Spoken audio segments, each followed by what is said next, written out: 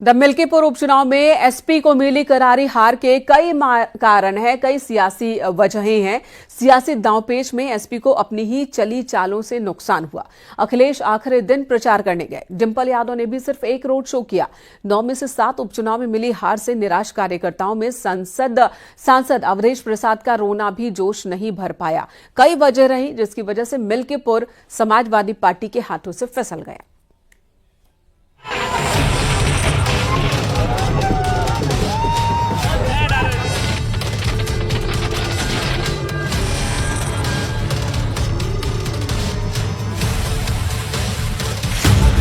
मिल्कीपुर उपचुनाव में हार का ठीकरा एसपी मुखिया अखिलेश यादव भले ही चुनाव आयोग और पुलिस प्रशासन पर फोड़ रहे हों, लेकिन सियासी बिसात पर एसपी की हर चाल नाकाम हुई।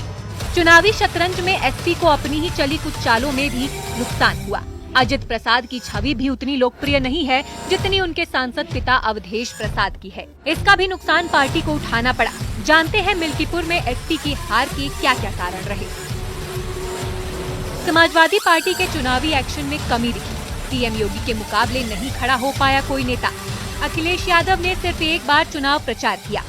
एसपी सांसद डिंपल यादव ने भी सिर्फ एक रोड शो किया। एसपी उम्मीदवार अजीत प्रसाद की छवि लोकप्रिय नहीं थी। 9 उपचुनाव हारने के बाद एसपी में कॉन्फिडेंस में कमी दिखी। समाजवादी पार्टी का चुनाव प्रबंधन भी खराब रहा। दलितों का भरोसा जीतने में नाकाम रही समाजवादी पार्टी। बाकी जातियों को भरोसा भी नहीं जीत पाई एसपी। उपचुनाव में अवधेश प्रसाद का रोना काम नहीं आया। वहीं मिल्कीपुर चुनाव में एसपी की करारी हार को लेकर बीएसपी अध्यक्ष मायावती ने समाजवादी पार्टी पर निशाना साधा है। मायावती का कहना है कि अपनी करारी हार के लिए समाजवादी पार्टी को जनता को जवाब देना चाहिए। पिछली बार विधानसभा उपचुनाव में समाजवादी पार्टी ने अपनी हार के लिए बीएसपी को जिम्मेदार ठहराया था।